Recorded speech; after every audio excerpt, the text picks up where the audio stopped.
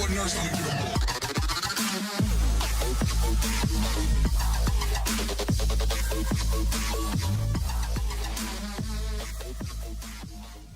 thank you for joining episode number 2 here at Spoken Truth Revolution. My name is Matt O'Connell. Really appreciate you joining today.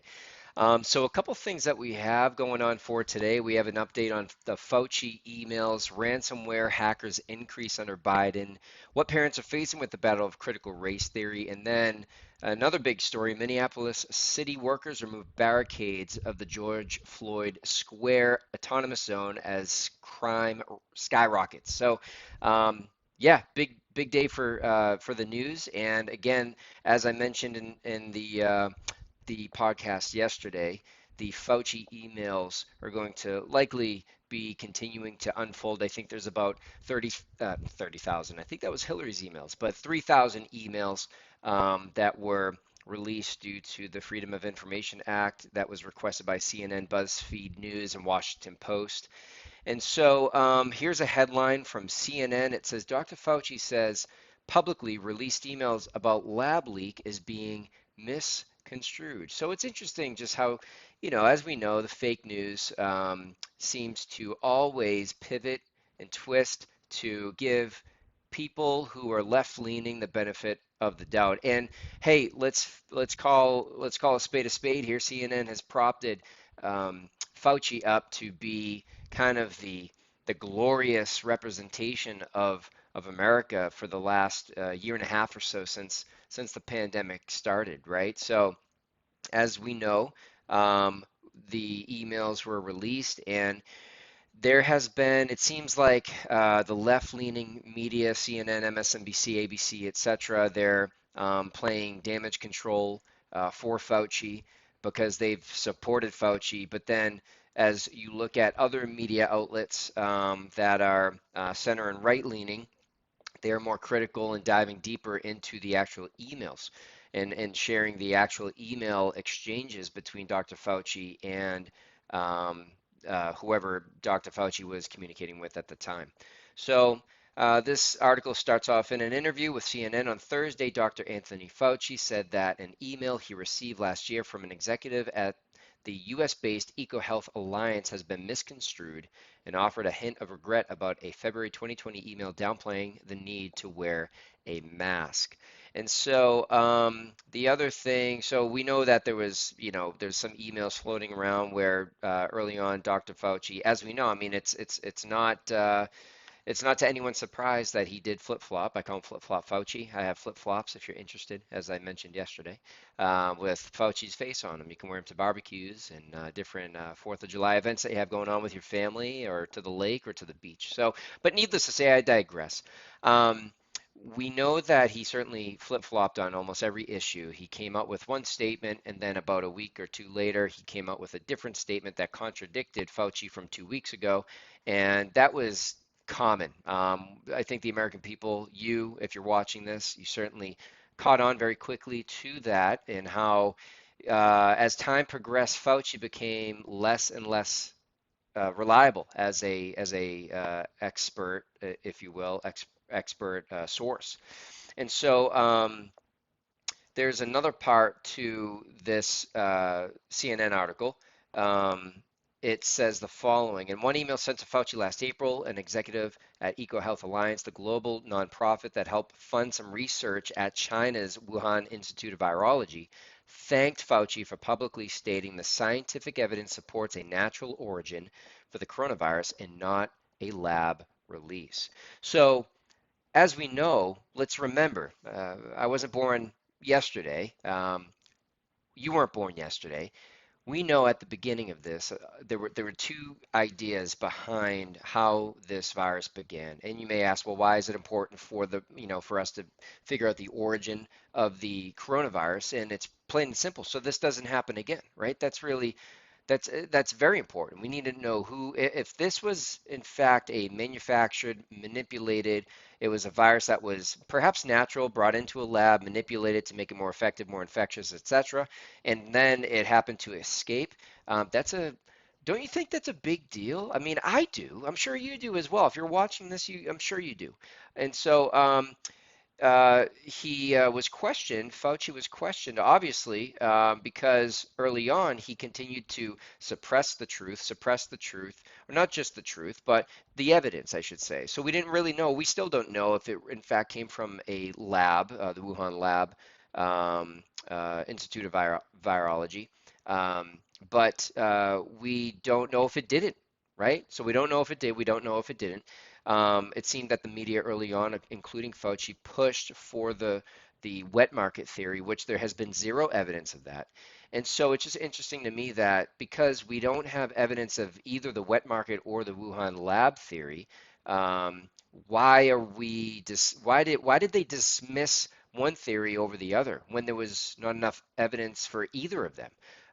That's not how you get to truth. As I mentioned yesterday, to get to truth, you take the evidence and you let the evidence direct you. You don't create a narrative. You don't suppress facts. You bring facts to the surface, to the light, to expose the truth. And that's how we get to truth.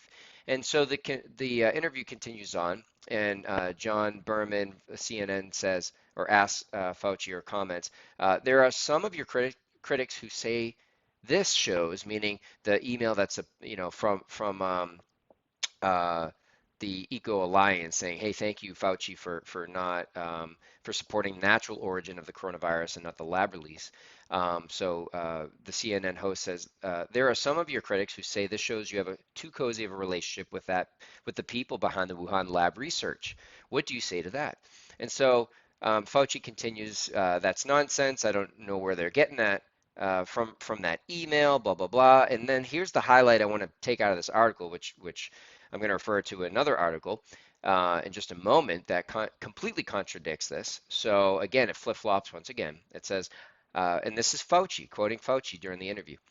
Fauci says, "I have always said and will say today to you, John, that I still believe the most likely origin is from an animal species to a human, but I keep an absolutely open mind that if there may be another origin or other origins of that, there may be another reason. It could have been a lab leak," Fauci told Berman. So this Fauci from a year and a half later, seems a lot more open-minded than Fauci from a year and a half ago in early 2020. We know people were getting suspended from Facebook. Their posts were being flagged for being false news, fake news. We know that media outlets were fact checkers. They were overheating because they were trying to keep up with all the posts about the potential of this Wuhan Institute of Virology potential lab leak of the coronavirus coming from China. And so here's an article from the National Geographic, which is titled "Science Coronavirus Coverage," and it says this: Fauci, no scientific evidence the coronavirus was made in a Chinese lab. So this was written, and it was kind of hard to find this, and Google, perhaps with their algorithm, may be trying to suppress certain stories from 2020. But this was National Geographic, published May 4th, 2020, and it starts with this: Anthony Tony Fauci has become the scientific face of America's COVID-19 response, and he says the best evidence shows the virus behind the pandemic was not made in a lab in China. How could he have known that? We didn't know where it was. Like, we had no information at all. China was not releasing any information.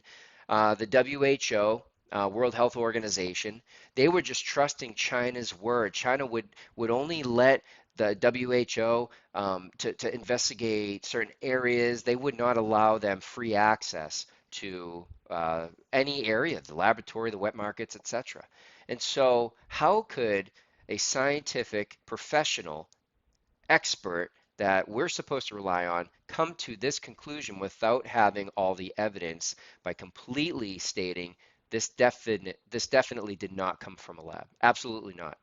And you got to think and remember the full ecosystem. Remember, the Democrats were against this. The left media was against this. The leftists were against this. The scientific community at large were against this. There were some scientists that were trying to, post about it, talk about it, but they were shunned down, suspended. They couldn't, their voice was removed. So it makes you wonder, right? And so he says this in the National Geographic article. If you look at the evolution of the virus in bats and what's out there now, um, the scientific evidence is very, very strong leaning towards this could not have been artificially or deliberately manipulated. Everything about the stepwise evolution over time strongly indicates that this virus evolved in nature and then jumped species. Based on the scientific evidence, he also, so that was the end of the quote. And then the author of the article says this: based on the scientific evidence, he also doesn't entertain an alternate theory that someone found the coronavirus in the wild, brought it to a lab, and then accidentally escaped. So that's where he stood. But you wonder, okay, so why is he flip-flopping now? I think Fauci has been caught with his proverbial pants down. He's been caught. The emails have been released, and he's now trying to do damage control, and he has the whole system behind him. He has the left media. He has the Democratic Party, the fact checkers, trying to say, oh, the emails didn't really say that. They actually said this. And yeah, we have another article. Fauci finally admits COVID-19 may have come from a lab leak after his emails exposed. This is from New York Post, written today. On June 3rd, Dr. Anthony Fauci is admitting that the coronavirus could have come from a lab leak. So I think he's just simply been caught with his pants down. He's trying to do some damage control, perhaps for his reputation or for any other consequences that may come out of this, which unfortunately, the way things work here in America and in the political, if you hold some type of political office, especially Democratic left political office, nothing usually happens, unfortunately, but we can always talk about it and talk about the truth here. And just when you thought the fun was over with flip-flop Fauci and the potential lab leak theory actually no longer becoming a theory, but perhaps even true, we have a Yahoo News story. It says China reports first case of H1N3 bird flu in 2021. Precautions taken by administration. And it says, amidst the COVID chaos, China has reported the first case of H1N3 bird flu. A 41-year-old man in one of China's eastern provinces was confirmed as the first human case of the bird flu infection. It has come in at a time when China is amid the hot boiler when several countries have called for a thorough probe citing concerns of COVID and the alleged lab leak theory that may have caused the outbreak of COVID-19. So, I was doing a bit of research myself, and it come to find out, and this is from it says SARS escaped Beijing lab twice. This is an NIH National Institute of Health.gov article, and this appears to, I'm trying to find the date in which it was written. It looks like it was in 2004. There it is, published online 2004, April 27th, 2004. It says this: the latest outbreak of a severe acute respiratory syndrome, SARS, in China, with 8 confirmed or suspected cases so far and hundreds quarantined, involves 2 researchers who were working with the virus in a Beijing research lab. The World Health Organization said on Monday, April 26th. Bob Dietz, WHO spokesman in Beijing, said the following: we suspect 2 people, a 26-year-old female postgraduate student and a 31-year-old male postdoc, were both infected, apparently in 2 separate incidences. The woman was admitted to the hospital on April 4th, but the man apparently became infected independently 2 weeks later, being hospitalized on April 17th. Both worked at the Chinese Institute of Virology in Beijing, part of China's Center for Disease Control. And so, what is going on with China? Why is this all happening in China? And oh my gosh, like it just makes more sense, the flip-flopness of Fauci. I was almost done talking about Fauci today, but perhaps I'm not, because I mean, if they have had if China has had a proven track record where in 2004 it was found out, and it looks like the WHO was able to get into the laboratories, and I'll include all the sources, URLs, etc., that I'm speaking towards on the description in the YouTube channel. But but if China has done this before, why was it immediately shot down? Meaning the idea of a lab leak theory was completely shot down at the beginning. Fauci goes on record. He's getting interviewed by the mainstream media. He's getting articles printed about him in the National Geographic magazine, saying, "No way, this could not have come from a lab." Like this has happened twice. Like this is on the organization that he's part of, the NIH, National Institute of Health. It continues to say that this is a level 3 lab, which I believe is the same as the Wuhan Institute of Virology. Let me see real quick. Institute of Virology level. Let's see if it shows it real quick. It's a okay. It looks like it's a level 4. Okay, so it's a level 4. The one back in 2000. Let me. Sorry, I'm getting ahead of myself. The Wuhan lab, in which the lab leak theory is wondering if COVID came from this particular Wuhan lab. That is a level 4, which appears to be a more secure biolab. And the SARS virus that leaked in 2004, that is a level 3. But needless to say, I mean, what is going on? What is going on with China?